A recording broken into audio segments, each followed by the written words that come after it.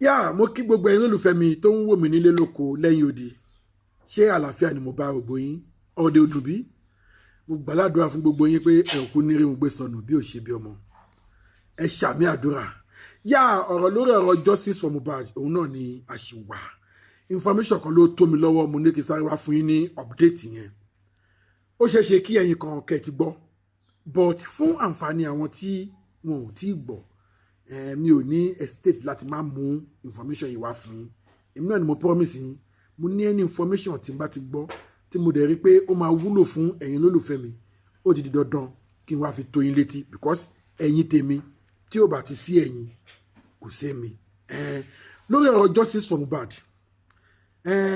tí ẹ bá gbàgbé bí ìjọ mẹ́ta kan sẹ́yìn ní Mr. Yomi Fabiyi ó organize press conference kan tí gbogbo wa dẹ̀ fi ojú rí ta dẹ̀ ti gbọ́ nípa ẹ̀ ẹ wo ìṣẹ̀lẹ̀ tó ṣẹlẹ̀ níbi press conference yẹn ó jẹ́ ìyàlẹ́nu fún gbogbo àwọn èèyàn wípé ìyá Mohbad ó tún lè behave bẹ́ẹ̀ yẹn látàrí pé everybody rí pé àdúrà fẹ́ sọ̀rọ̀ àmọ́ màmá ò gbà láyè láti sọ̀rọ̀ tẹ́ ẹ̀ bá dẹ̀ gbàgbé ní Ìkòròdú ní ọjọ́ sí náà ní coroner inquest bí ọmọ àdúrà yẹn náà ṣe fẹ́ sọ̀rọ̀ nìyẹn tí ìyá ò gbà láyè sts náà ó tún ṣẹlẹ̀ bákan náà ní press conference tí Mr. Yomi Fabiyi tó organize yìí but tó bẹ́ẹ̀ jù bẹ́ẹ̀ lọ gbogbo wa ẹ jẹ́ ká máa dúpẹ́ lọ́wọ́ Mr. Yomi fún iṣẹ́ takuntakun tó ṣe ẹ jẹ́ ká máa dúpẹ́ lọ́wọ́ ẹ o bó tiẹ̀ ti lè jẹ́ wípé àwọn kan ti bu ẹnu àtẹ́ lù àwọn kan ti sọ̀rọ̀ oríṣiríṣi àwọn kan ti in fact mo dẹ̀ mọ̀ wípé 80% àwọn tó ń sọ̀rọ̀ ńgbà yẹn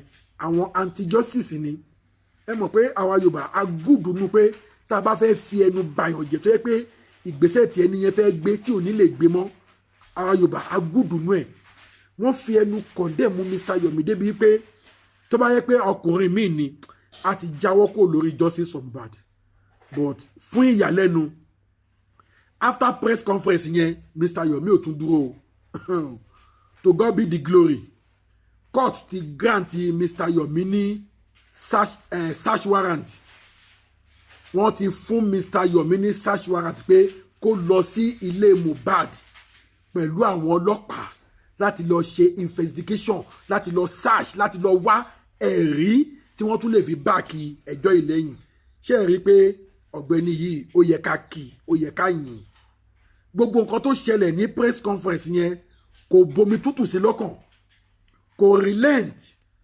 kódà ó tún tẹ̀síwájú ni kódà ó tún sì ń lérí pé àníṣe tó bá sì kú ẹ̀mí kan ní ẹnu òun sẹ́ justice for Mohbad yẹn a máa gbà ṣé ẹ rí i pé irú èèyàn báyìí ó deserve àdúrà ó deserve àdúrà ẹ jọ̀ọ́ gbogbo ẹ̀yin lólùfẹ́ justice for Mohbad ẹ jẹ́ ká máa fi àdúrà ran Mr. Yomi lọ́wọ́ pé iṣẹ́ tó bẹ̀rẹ̀ yìí kọ́lọ́hún jẹ́ kó parí ẹ̀ èṣù ẹ̀ṣẹ̀ kó má dẹ́mi ẹ̀ légbodò ẹ jẹ́ ká máa gbàdúrà fún lọ́wọ́lọ́wọ́ yìí àdúrà ní máa yìí òun ló need by because àwọn ọ̀tá ò dúró o àwọn ọ̀tá ò dúró o tó fi lè bá débi wípé kóòtù grant ẹ̀ pé kó lọ sí ilé Mohbad pẹ̀lú àwọn ọlọ́pàá kó lọ ṣe gbogbo investigation tó bá yẹ kán ṣe in fact Mr. Yomi may God bless you and may God protect you in any way in any angle tí Ọlọ́run bá lè bá fi protect yín mo gbàládùra pé kí Ọlọ́run protect yín ẹ̀yin lólùfẹ́ mi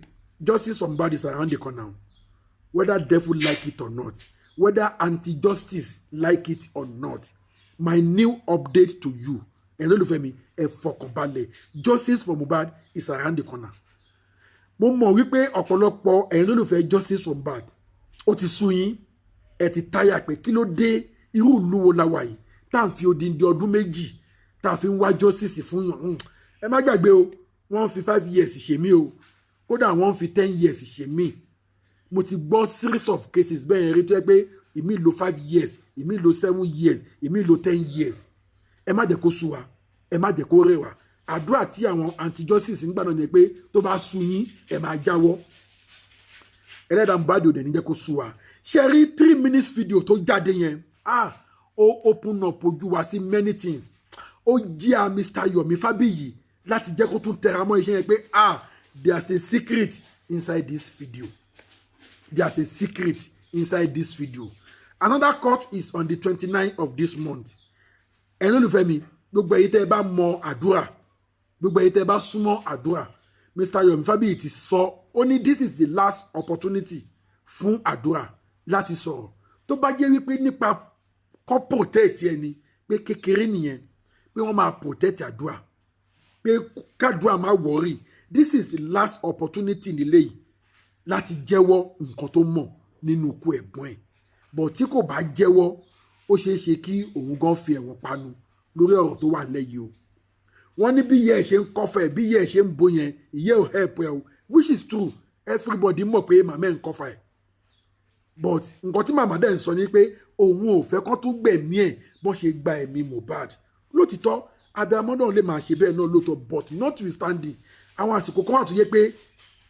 tó bá ti tásìkò tó yẹ kó fọgbà yóga fọ́ lójú wọ́n ní pátápátá là ń fọ́jú kùnàkùnà là ń dẹ́tẹ̀ ojú àfọ̀fọ̀ tán ìjà ló ń da ikú tó wá ń sá fún yẹn ikú tó fẹ́ kàn fi pa àdúrà yẹn if care is not take ikú yẹn máa wá padà wá pa náà ni tẹ́ ẹ̀ bá ṣe nǹkan tó yẹ kẹ́ ẹ ṣe but opportunity lélẹ́yìí láti fi pariwo síta kí kóòtù dẹ̀ ràgàbò yín kọ́ dẹ̀ dóòlà ẹ̀mí yín ẹ̀yin lólùfẹ́ mi ẹ jọ̀ọ́ ẹ ò ní rí ohun gbé sọnù bí ò ṣe bí ọmọ ẹ bá mi share fídíò yìí irú àwọn fídíò báyìí gẹ́gẹ́ bí mo ṣe máa ń sọ kò ń ṣe nǹkan tó yẹ kí a máa fi sí abẹ́ aṣọ ẹ bá mi share fídíò yìí kẹ́dẹ̀ bá mi subscribe sí Ẹlẹ́yẹlé Global TV fún àǹfààní ẹ̀yin tẹ́ ẹ ti subscribe ni o ẹ subscribe àwọn èèyàn ti subscribe wòtòwòtò gbogbo ẹ̀yin tẹ́ ẹ subscribe mo dúpẹ́ lọ́wọ́ yín èmi ò kú ní yé dúpẹ́ torí pé kí ni wọ́n ní yínníyínní kẹ́ni ṣèmí bọ́n ṣe kọ́ èmi nìyẹn dáàdì mi ní tó o bá ń dúpẹ́ oore wà tó máa rí mi gbà so òun ni mi ò ṣe ní yé dúpẹ́ lọ́wọ́ ẹ̀yin olólùfẹ́ mi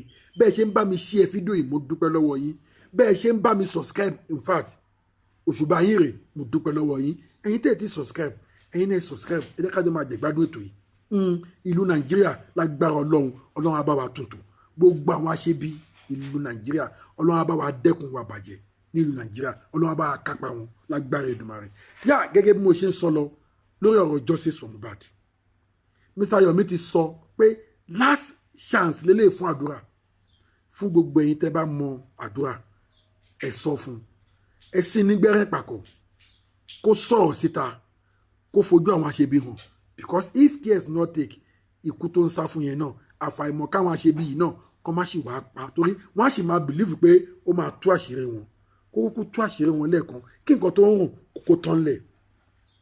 yá feedback lórí bí Mr. Yomi ṣe lọ sí ilé Mohbad ó kàn dùn mí pé mi ò lè show àwọn fídíò yẹn fún yín but mo máa analyse gbogbo nǹkan tó ṣẹlẹ̀ ń bẹ̀ fún yín.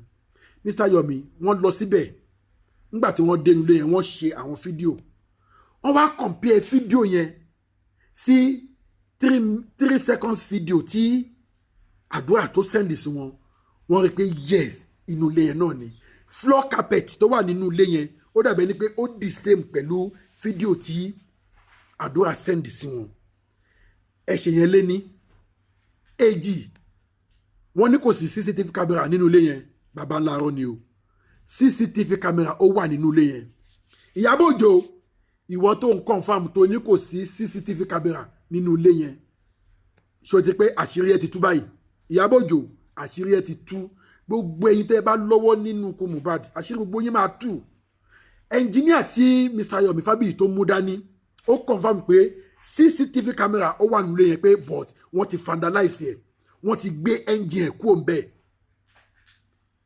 ká má bàa rí evidence ṣé ẹ ti rí pé iṣẹ́ takuntakun ni Mr. Yomi Fabiyi ṣe fídíò yẹn ó show everything kódà ó show gbogbo àwọn ọlọ́pàá tí wọ́n jọ lọ síbẹ̀ torí mo rí àwọn ọlọ́pàá kọ̀ọ̀kan náà ńbẹ̀ tí wọ́n jọ wà ńbẹ̀ wọ́n dẹ̀ show gbogbo bíi CCTV even kitchen there is a CCTV camera in the kitchen.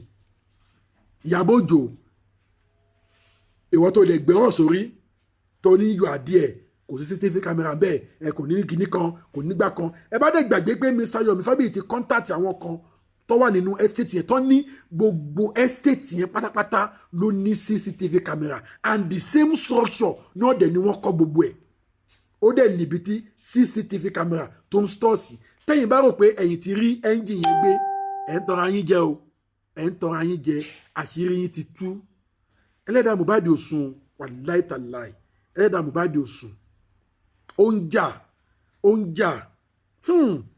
in fact Very soon, very soon, very soon, very soon.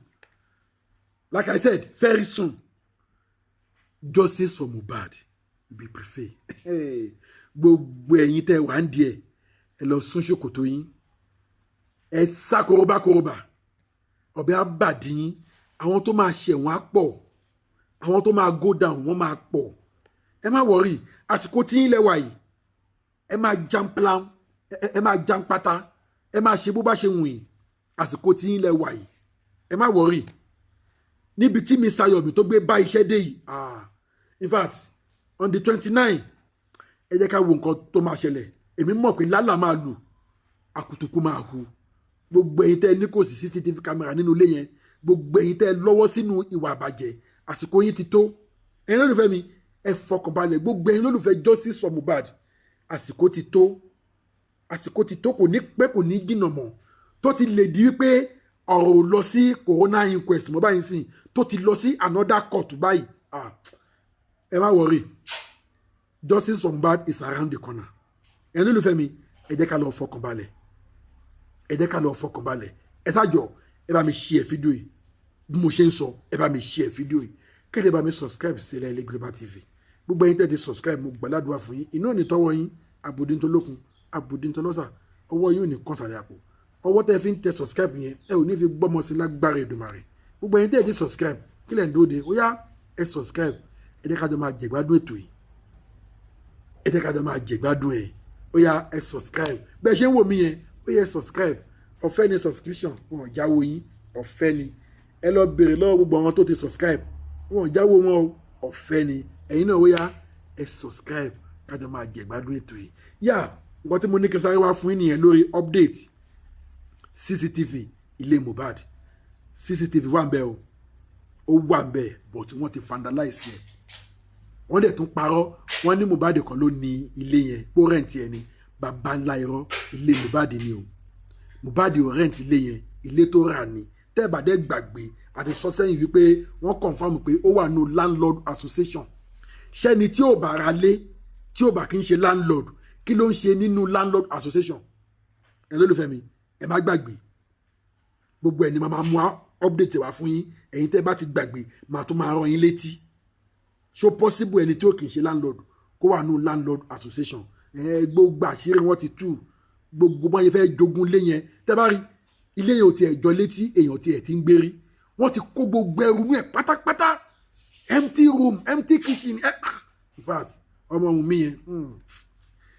Ìdájọ́ ẹ kù sí dẹ́dẹ̀. Má worry, very soon you will take your judgment. Inshallah. Ẹ lólùfẹ́ mi, a ò ní rí jù báyìí lọ lórí ọ̀rọ̀ justice for Mohbad. Ẹ bá mi share fídíò yìí, kẹ́lẹ́ bá mi subscribe. Tí n bá tún rí any update tí mo mọ̀ pé ó máa wúlò fún ẹ̀yin lólùfẹ́ mi, mi ò ní hesitate láti mú wá. Mi ò ní fi dá yín lágara, máa mú wá fún yín. Ire o.